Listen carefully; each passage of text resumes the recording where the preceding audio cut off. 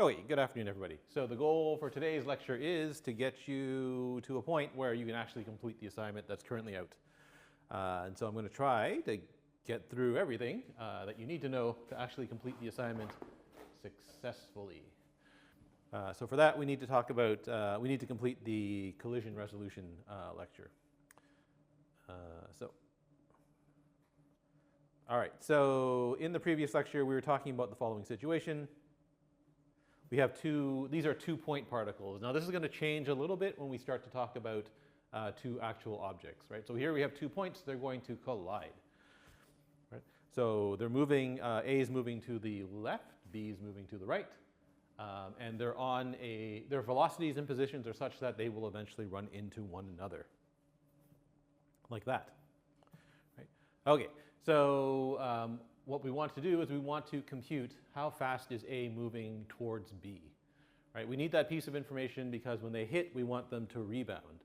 And the amount that they rebound, it turns out it's proportional to how fast they are moving towards one another. So if they're moving towards one another, you know that what we are interested in is this quantity here, right? We're interested in that direction PB minus PA. Oops, sorry.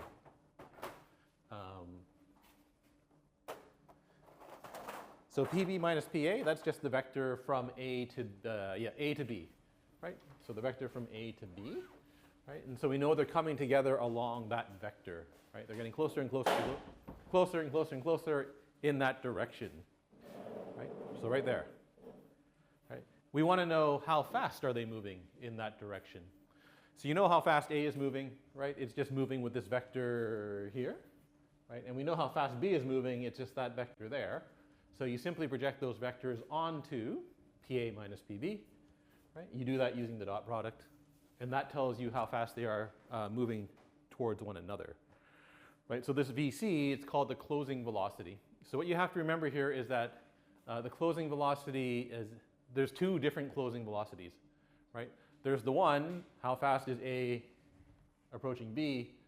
You can also compute how fast is B moving towards A. So the direction here is important. So in the lecture slides, you're always computing how fast is A moving towards B, right? And so that closing velocity there, you can write as A's velocity projected onto that vector there, right? Plus V's velocity projected onto the opposite vector, right? So you want the vector moving in the other direction, and you want the net, you want the net closing velocity there.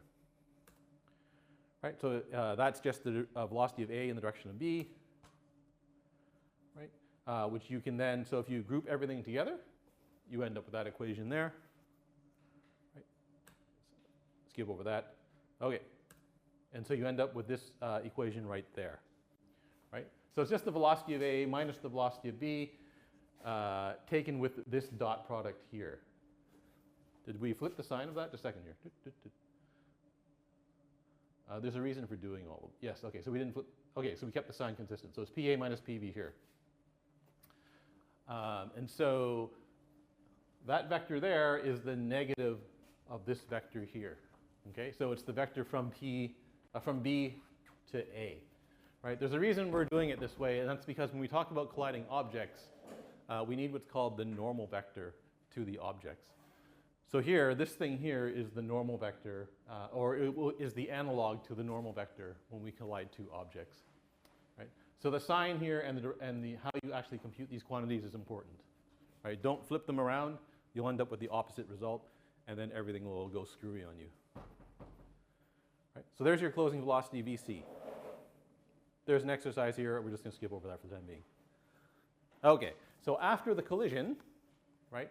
So after these 2 things collide, they're going to go in the opposite direction.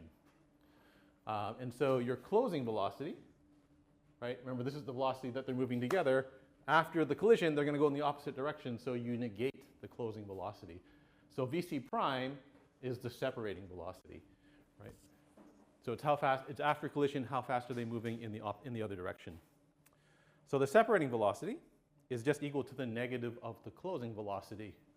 This thing C is a constant that describes how bouncy are the objects. Right? If your objects are perfectly bouncy, so they're perfectly elastic, then C would be 1. Right? And so in other words, However fast they're coming together is how fast they're going to go, is how fast they'll move when they go apart, when they separate. Right? If the objects are slightly squishy, then c will be less than 1. Right? So it's a value between 0 and 1. If c is 0, then it's a perfectly inelastic collision. Right? The two objects will come together, they'll hit, and then they won't rebound. Right? So c equals 0 means no rebound. C equals 1 means perfect rebound. Somewhere in between means there is some rebound. Right? So C is called the coefficient of restitution. Right? It's the bounciness of the colliding bodies. Technically, there's a coefficient for both bodies. In this description here, we're just saying there's 1. Right? And so if C equals 1, the magnitude of VC is the same. The magnitude of the separating velocity is equal to the magnitude of the closing velocity. Right? It's just that your separating velocity and closing velocities point in different directions. Right? Boop, boop, boop, boop. Okay. So if you can compute the separating velocity, right, what you want to do, so when you want to resolve the collision, you want to apply part of the closing velocity to A, right? You want to apply part of the closing velocity to B. Right? So in other words, PA is going to bounce in this direction, PB is going to bounce in the other direction, right? And so basically we're going to take you're going to take the closing velocity and you're going to apply a fraction of it to both bodies. Right? The direction here, this PA minus PB, right, is called the normal vector in this case, right? So if you, once you have so you can write the closing velocity as a function of this normal vector, right? That's the exact same equation as before, right?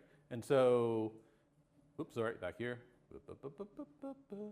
This apply a share of VC prime to A, right? And so, so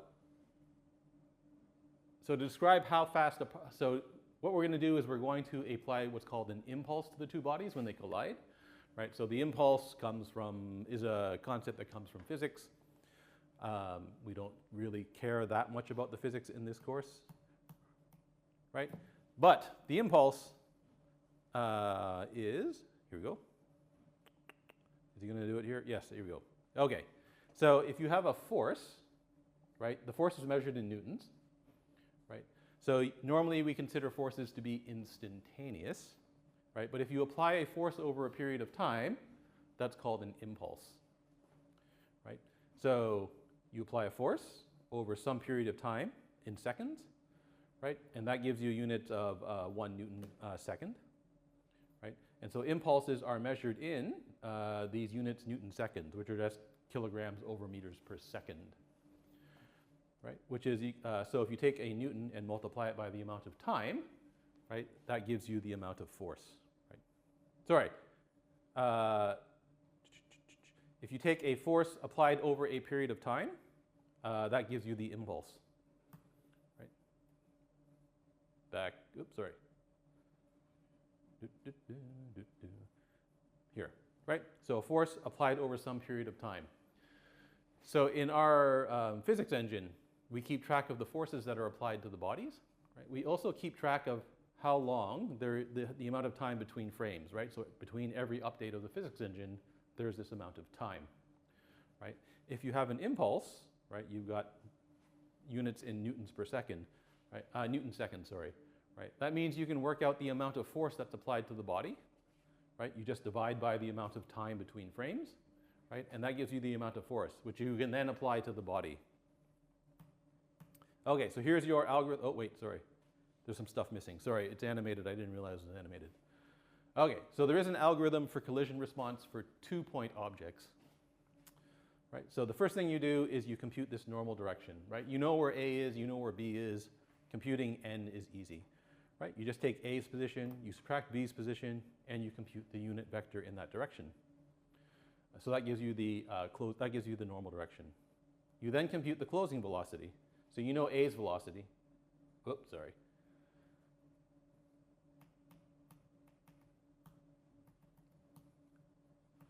You know A's velocity, you know B's velocity, right? So you subtract them, you take the dot product with n, and you negate everything. That gives you the closing velocity. Right? Once you have the closing velocity, you can figure out what is the total change in velocity along the normal direction. Right? You compute VC prime. So remember, VC prime is just VC times the coefficient of restitution, right? And then negate it. So this becomes VC plus C times VC, right? When you expand everything out. And so that's your change in velocity along the normal direction. Right? Now the question is how much of this change in velocity do you apply to both bodies? So the way it works is that you apply it in inverse proportion to their masses.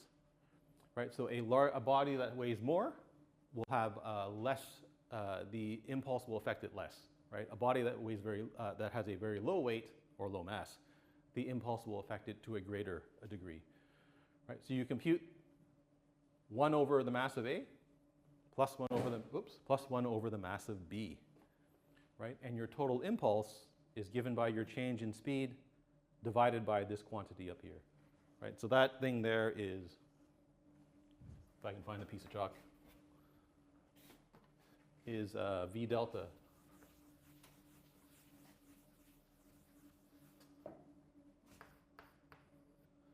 divided 1 over MA plus 1 over MB, like that.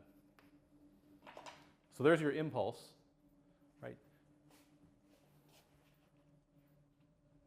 So the impulse along the unit direction is just g times the unit your vector n, right? And then you distribute that impulse to both bodies, right, in proportion to their inverse mass, right? So PA's velocity, PA's new velocity equals PA's old velocity, plus this quantity gm divided by its mass, right? And the velocity of B is the velocity of B minus, right, because it's moving in the other direction, right, minus your impulse here divided by the mass of the body B, right? And so you need those two equations there. So this is the change in velocity of A, and that's the change in velocity of B. Right? Notice that the change in the velocity happens in this unit, in this direction n, right? So if they're coming together, the change in velocity forces them apart. Okay, we're going to come back to this slide in a little bit. So this is what happens when you have two point bodies colliding. In a game, you typically don't have 2 point bodies colliding. You have shapes. Right? So here we've got B. So B is stationary, A is moving. A hits B, right? And it strikes B at this point here. Right? So the same idea applies here, right? You need the normal direction of the contact in this case, right? And so your contact normal is defined as the normal vector to this edge where the collision has occurred. Right? And so here, our normal vector becomes this thing here, n, right? The order is important, right? So if you have two bodies, A and B, right, the normal vector is always the normal vector on the body B, right? It's not the normal vector on the body A, right? The normal vector on the body A is here and points in the opposite direction, right? The direction here matters, right? So it's always the normal vector on the second body. Okay, so in your assignment, you've got axis-aligned bounding boxes. So all of your shapes are just rectangles, right? And they're always aligned with the axes of the world. And so that means for your shapes, right, your contact normals, they always point in one of 4 directions, right? Either you can, this is the second body, right? So either your first body collides with this thing here, with the top of this body here. So in that case, your normal vector direction is straight up, which is just 0, 1. Whoop. Sorry, if the body A hits the right side of body B, then your normal vector points to the right, so it's 1, 0. Right? If the body A hits the body B from the bottom, your normal vector is 0, minus 1, right? So it points down.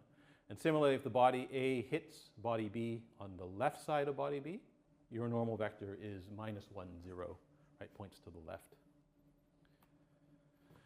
Okay, so the problem is the way that you update the objects in your game is that basically you just move the game objects in discrete time steps, right? So at one point in time, you've got the 2 positions of your objects.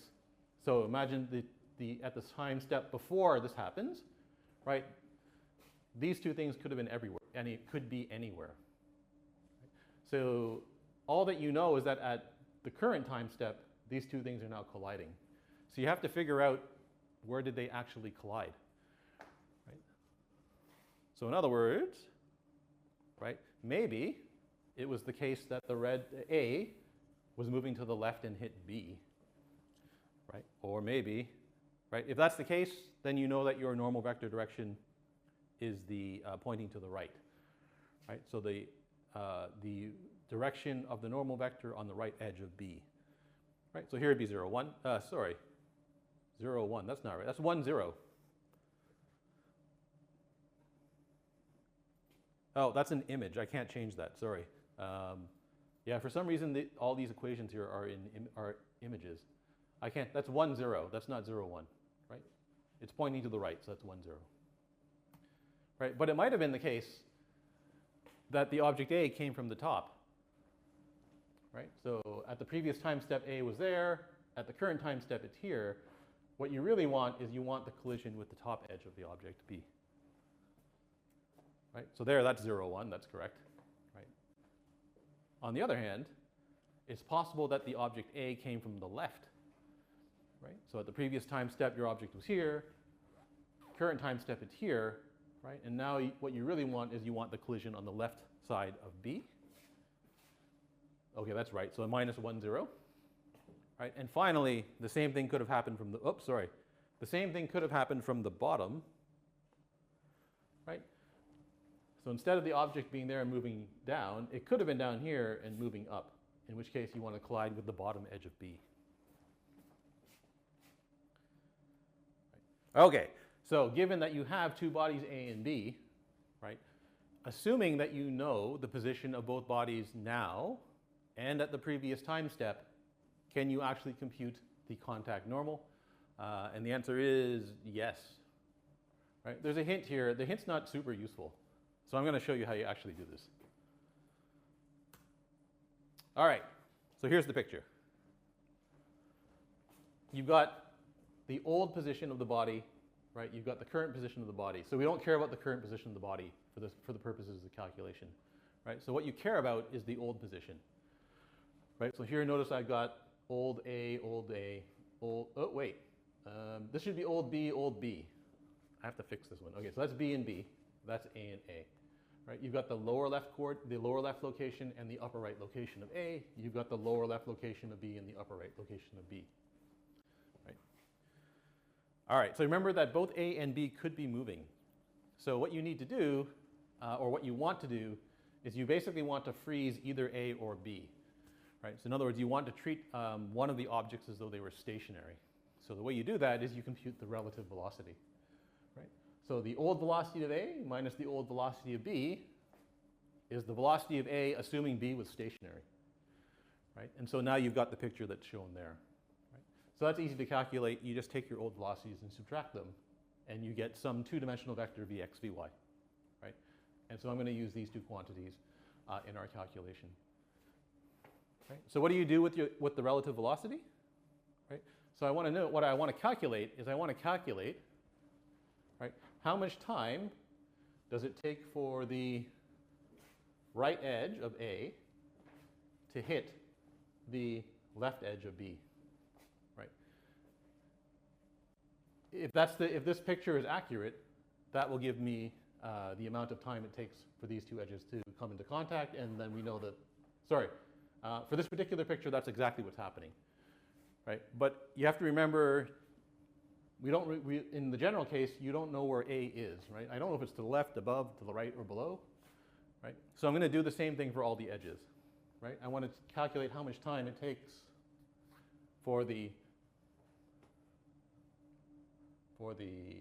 left edge, so this edge of A, to hit that edge of B, right? So that would be the case where the object is A is moving this way and hitting and coming into contact, right? I then want to calculate the amount of time for the top edge of A, right, to hit the bottom edge of B, which would capture the case when A is from the bottom and moving up towards B. And finally, I want to calculate the amount of time for the bottom edge of A, to hit the top edge of B. So that would be the case where the A is moving down towards B. Right? So you're going to compute these 4 times, TL, TR, TB, and TT. Right? The question is how do you calculate these times? Well, you've got the velocity. Right? You've got the relative velocity of A to B. So you know how fast it's moving in the X direction, and you know how fast it's moving in the Y direction. So to compute the amount of time for the left edge, for the right edge of A to hit the left edge of B, so the right edge here, to hit the left edge here, right? I use the X component of A's velocity, so I'm going to use Vx, right? I'm going to calculate, right, how much time does it take this edge to hit this edge here, right? So I know the X coordinate of this edge, that's just UR old AX. I know the left coordinate of this edge here, right? That's just LL old X for B.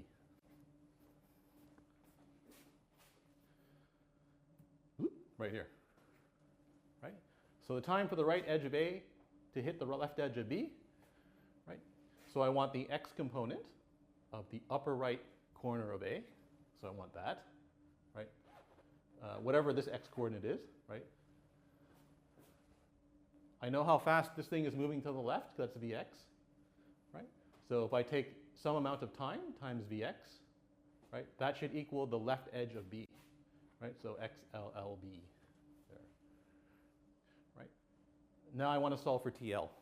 So it's easy, move URA to the right-hand side, and that leaves you with TLVX equals the X coordinate of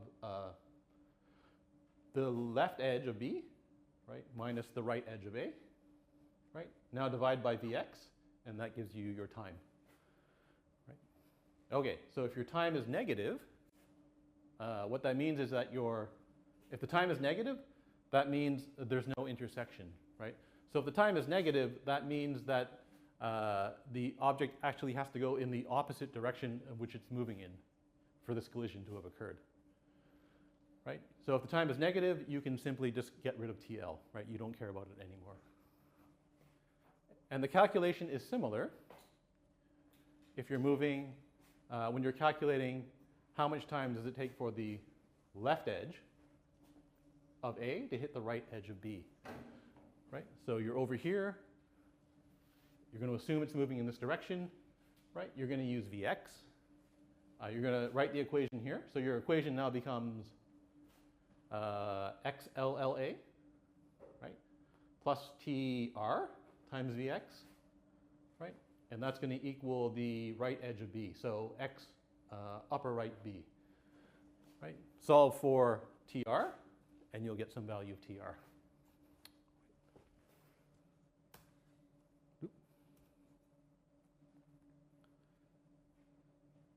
Okay, so you're going to compute these 4 quantities, right? Oh, when you're looking for these two down here, right? So for the bottom edge and the top edges to collide, you're going to use the y component of velocity, right? So if A is down here, right, and you want to compute how long does it take for the top edge to hit the bottom edge, it's the y velocity that matters here, right? So if here you use the y velocities, make sure that you pick the correct quantities from the upper and lower left values of the rectangles. Okay, so that gives you 4 values of t, right? It gives you TL, TR, TB, and TT, right? You look at the 4 values, anything that's negative, you can throw it away, because those could not have possibly caused the collision, right? The object's moving in the wrong direction for those values to make sense. So you throw the negative values away. So for each non-negative hit time, so I'm going to call the hit times TH now, right? What you need to determine is whether or not the edge of A actually overlaps with the edge of B after that much time has elapsed, right? If the edges overlap, then you still have to keep that hit time as a possible amount of time to collision. If they don't overlap, then it turns out that it's not those 2 edges that are intersecting. So here's a picture of what's going on. Oops. Let me show you the picture first, and then I'll come back. Okay, so here's an example. where we have some object A, right? Its relative velocity is given by that vector there, right? So I want to compute how much time does it take for that left edge to come into contact with this. How much time does it take for the right edge here to come into contact with the left edge here? How much time does it take for the bottom edge here to come into contact with the top edge there, right? Same for the left and the right. So in a picture, it looks like this, right? So when you do these calculations, right, you're considering the edges of B, right? I want to know how much time does it take this edge to reach this edge here. So there's TL, right? I want to know how much time does it take for the left edge of A to come into contact with the right edge of B. So there's TR. Right? Bottom edge of A to come into the contact with the top edge of B. So there's TT. And the top edge of A to come to have contacted the bottom edge of B would take time TB. So it's way over here. Right? Okay. So what you're going to do is you're going to move that edge this much time, TL amount of time forward in time. Right? So take its old position, add TL times VAB, right? The relative velocity of A to B. And so that edge would have moved to here in the amount of time TL, right? Did that edge hit the left edge of B? The answer is no. So you throw out TL. Right? You do the same thing for the top edge, right? After the amount of time TB, where's the top edge? Well, it's way over here, right? Does that hit the bottom edge of B? The answer is no. So you throw it away. What about the left edge, right? So left edge starts there. After TR amount of time, the right edge is here. So that overlaps with the right edge of B. So we keep it. Finally, the bottom edge of A, right? After TT time, the bottom edge of A is here, right? That edge overlaps with the top edge of B, and so we keep it. Right? And so TT and TR are both potential hit times. Right? You now choose the smallest hit time. Right? So TT, is smaller than TR. Right? It's just the length of the blue vector. That's all TT and TR are. Right? So TT TT represents the collision between the two bodies. So you know that it hit the top edge of B, so your normal direction vector is 0, 1. Okay, so how do you project those edges forward in time? Right? Well, it's simple. Right? So there's your TL. So this is for the right edge of A to hit the left edge of B. Right? You can compute TL. In this case, it's positive, so we're going to consider it. Right? So where does this edge move to after TL amount of time? Right? So what I want to, so I know that after moving it forward TL amount of time, its x coordinate is going to be here. So it's not the x coordinate I care about, right? It's the y coordinate of this edge. I want to know, does the y coordinate of this edge, or the y coordinates of that edge, overlap? I want to know, does the y range of this edge overlap with the y range of this edge after that much time? Right? So all you do is you project the y coordinate of lower left A. So y, I need that y coordinate, so that's y LLA. Right? I need that y coordinate, that's y upper right A. Right? The lower left is less than the upper right. Right? How do you project those forward in time? You just take its old position, you multiply by TL times Vx, right? The relative velocity of the velocity of A relative to B. Right? The exact same calculation applies to the upper right, to the y coordinate for the upper right corner. Right? And that now gives you the range, y prime LL, y prime UR. Right? So I want to know if that range overlaps with that range there. Right? The fact that it's y or x doesn't matter. Right? That's the low end of the range. That's the high end of the range. That's the low end of the second range. That's the high end of the second range, right? How do you do that? Okay, well, you just look at the low end, right? So if the low end of the first range is less, sorry, y prime UR. If the high end of the first range is less than the low end of the second range, right? So in other words, if that maximum is less than this minimum, it does not overlap, right? If this minimum is greater than the maximum of the other range, then they don't overlap, right? So if either one of these are true, they don't overlap. If you negate that condition, the ranges do overlap. You keep the hit time, right? And that's it. So you do the same operation for all four sides, right? When you process the top and bottom edges, these y's become x's, right? Because it's the x ranges that you want to know if they overlap, right? Which you can see in the picture here. So for that edge there, right, I want to know, is it the x range of this edge that overlaps with the x range of this edge? Right? So when you're processing the top and bottoms, you're using the x coordinates. When you're processing the left and right edges, you're using the y coordinates of the range.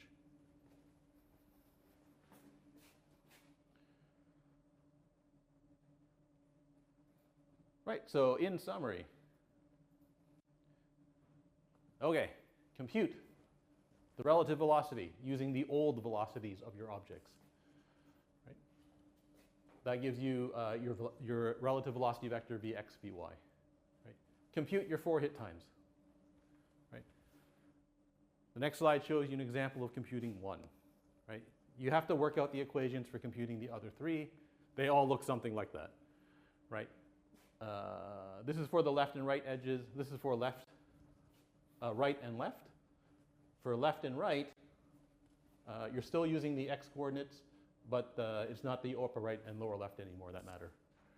Right? For the top and bottom, you're going to use the y coordinates.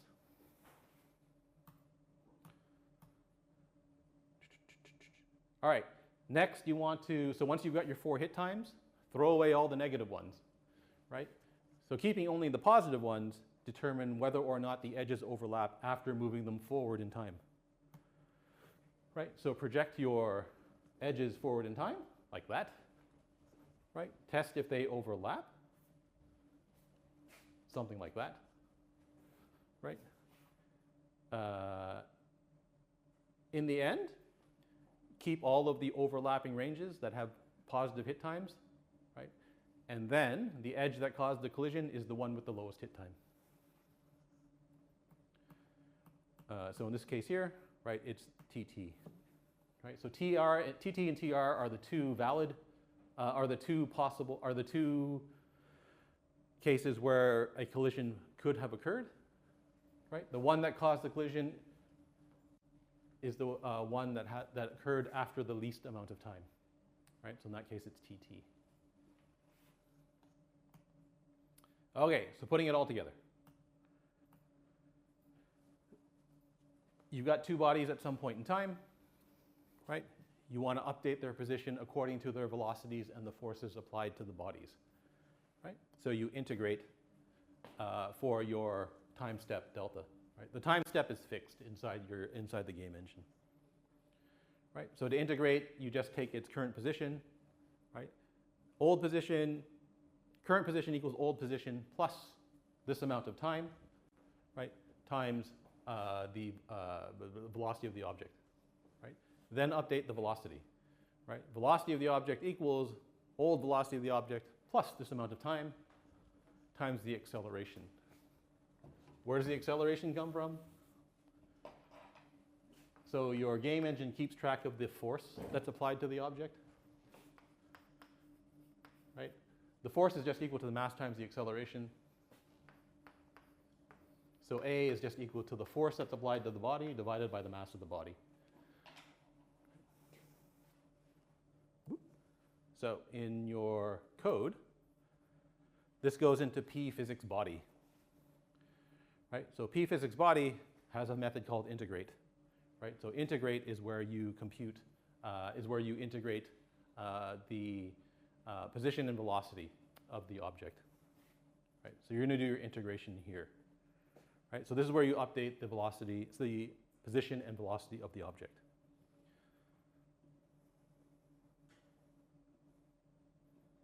Come back. Okay. So you integrate, so that causes the two bodies to move. Right? So now you ask the game engine to to detect any collisions that have occurred. Right? So you call some method, looks for all the collisions that are possible, right? And it returns you a list of all the collisions. Right? Okay, so we need to figure out now at this point, where did these two bodies collide, right? Because, so did they collide on the upper edge or on the left edge in this case, right? Or did they collide on the bottom or the right edge, right? Whatever. So we have to undo our integration. So move them back to where they were before, like that, right? So once you've moved them back, you can now figure out what is the contact normal, right? So in this particular case, the contact normal here is going to be with the top edge. Right? You now compute how much time does it take for that collision to occur. Oh, I wish you had moved this. There it is, right there. Right? And so your hit time is the amount of time it takes to move that object so that it rests just in contact with the other object. Right? So now, remember we undid the integration? So now we're going to reintegrate. Right? This time not using the time between updates to the game engine, right? But now we're going to use the hit time to integrate, right? So that causes the blue object to move so that it's in contact with the red object, but not interpenetrating, right? Finally, you compute and apply the impulses, right? And so in this case, you want this object was coming from here to here. It's now going to bounce off in that direction, hopefully, if we've done everything correctly. Okay, so where are you going to do all of this? Okay, so that's where your integration goes. So that's in p physics body. I think that's the only change you need to make to this class is here. Oh, you need to do start. Right, so start sets the fields or the initial values for your object.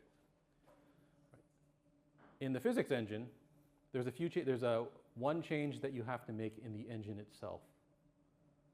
Where'd it go? Here, the update physics. Dr. Graham even tells you what you have to do, right? Do the integration. Scroll up. Integrate all, right? Oh, that's easy, right? Check for collisions. Okay, scroll up.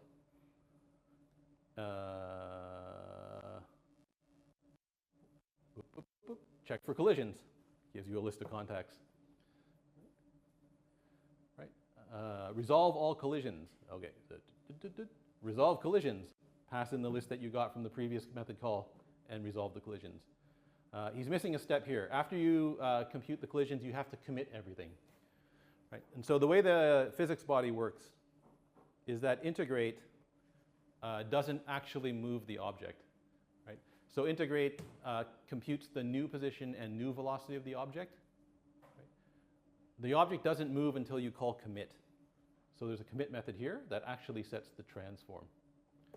Right? And so after you do these steps here, so after you do your integration, check for collisions, resolve the collisions, you then commit everything. Commit all. Right? So that's not a hard method to implement. Right? The hard part in this assignment is here, is in the contact. So the contact is where you do all of your contact resolution. Right? So in this class here, the constructor is supposed to figure out what is the contact normal. Right? So that's where you go back to here, and you do all of this stuff here. Boop, boop, boop, boop, starting here. Right? So in the constructor of contact, this is where you do your calculation for computing the normal direction.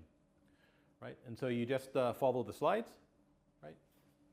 you need to figure out how to do 2, 3, and 4, right?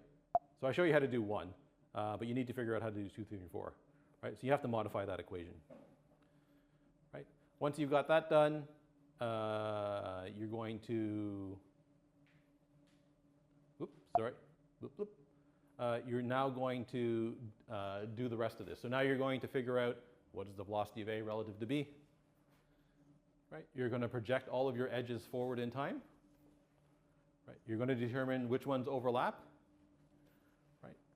You're going to keep all of your, depending on which edges overlap, you're going to find the edges that overlap, right? You keep the one with the smallest hit time, right? Once you've got that, you know what your normal vector is, right? So if your smallest hit time happens to be TL, then you know your normal vector direction is -1, 0, right? If it's TR, you know it's up. If it's TR, you know it's to the right. If it's TT, you know it's up. And if it's TB, you know it's pointing down. Right? And so that's what that's what the rest of this should look like here. Right? Resolve contact here. So this is your, this is the contact. This is contact resolution. So once you've got the normal vector direction worked out, you go backwards to here. So resolve contact is effectively this slide here, right? Except you don't compute this, right? So you don't compute n because you've gotten n, because this isn't for point bodies, right? This is for 2-point objects. In the assignment, you're colliding 2 axis-aligned bounding boxes. So here, instead of computing n, you're going to use the n that you get from back here, right? So this sets n. Right? Resolve contact will use n set by contact constructor. Right? In other words, so don't go and calculate that quantity there. If you calculate that quantity there, it's the wrong normal vector. Right? Now go ahead and calculate all this stuff. Right? That's how you update the velocity of the 2 objects at the end of the method. And once you've got that, you've basically got your your physics engine working. And then you go ahead and add something of your own to the game. Right? You have to be careful with this assignment. So it's really hard to debug. Right? So you make all the changes to your engine and to the P physics body class, right? Double check it, make sure that you've typed in the equations correctly, right? When you run the thing, when you run the program, if there's a bug in your code, weird stuff will happen, right? Either the avatar will fall through the floor, or when the avatar runs into something, it doesn't actually run into it, right? It just goes right through it.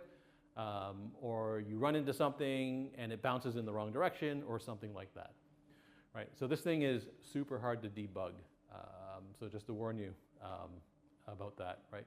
So don't leave this to like the night before this is due, because it's very, very difficult to figure out what's gone wrong. If you want to, you can print stuff out to the debug log. Where's there? You guys know how to use the debug log? Yes? Yes, no, yes? Okay, so if you know how to use it, that can be useful to help you debug. The problem is the game engine's updating like every 20 milliseconds or something. So it spits out a huge amount of information. So even printing stuff out to the debug log is not super useful. Well, I mean, sorry, it is useful. It's just you have to deal with the fact that there's a lot of debugging information to look at. Anything else? Oh, so the assignment asks you to add a new feature to the game, right? So you can add whatever you want.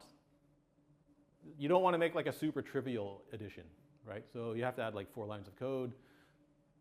I mean, that's great, but we're looking for something a little bit more than that. Right, and so ideas from the past, people have put in platforms that basically act as trampolines. So you jump off the edge of an edge, it hits the platform, they go flying up somewhere. So that was neat, right? Dr. Graham says, put in things like there's a gun that shoots balls up into the air or something like that, right? All of those are great ideas. You just don't want to put in something super simple. Somebody put in friction one year, which was kind of neat. So there's no friction in this game. There's a couple of other things that are worth mentioning. The physics that this engine produces are not actually realistic. So here, that second point here. So that second point, the engine, so the animations are written assuming you actually do this, right? So if you look at the avatar code, when you move to the left or right, they simply apply a force to the avatar in the left and right directions, right? But if you're running and you're under the influence of gravity, right? When you apply a force with your foot, the force is not in that direction, right? It's up and in that direction because you have to overcome the force of gravity to actually move, right? And so the force that's applied to the avatar ignores the upwards component. So Dr. Graham is assuming you're going to do this, right? You're going to check in the integrate method here, right? So when you integrate, there's an is grounded method somewhere. Here, grounded, right? So an object is considered grounded if there's something underneath it, right? Immediately underneath it, within some threshold distance, right? So he's assuming that you're going to check, is the thing grounded, right? If it's not grounded, you're going to apply gravity, the force of gravity to the object, right? If it is grounded, you're not going to apply gravity to the object. Right? So the reason he does this is because if you always apply gravity to an object, right, and your avatar is walking on a platform, right, at every time step, they're intersecting with the platform, right? So there's constantly a collision with the platform. And so he wanted to avoid that, so he put in this grounded variable that you can use to ignore or to not have your avatar constantly fall into the platform. Right? There's a consequence of doing this. So in the game, you've got these boxes, they hit the platform, they bounce up and down. Right? If you use this test here, the boxes don't bounce realistically. Right? To make them bounce realistically, you have to apply gravity to them all the time. Right? So eventually they stop bouncing. If you use the grounded condition, the boxes continuously bounce. Right? So it doesn't look realistic. There's some other things too. The way the game engine is architected, it can't handle or doesn't correctly handle multiple collisions of an object at the same time. And so that means if you land on top of a box, it's possible for the avatar to fall through the top of the box because the box is on the ground, the avatar is on top of the box, there's two simultaneous collisions happening with the box, it doesn't resolve the collisions properly. And so you can run into that. So you're not expected to be able to make the avatar land on top of a box properly. Right. All right, so I think that's all I need to say about the assignment. If you have any questions about it when you're working on it, please contact me, right? Don't feel, I mean, I do have office hours 3 days a week, right? So please feel free to use my office hours. And again, don't leave this one to the last minute because it really is very difficult to debug. Right. Any questions? It's not hard to do, but if you type in something wrong, you're screwed. So because it's really hard to figure out what went wrong, right? So just be careful when you're typing in the equations. All right, that's all we have for today. I will see you in 2 days.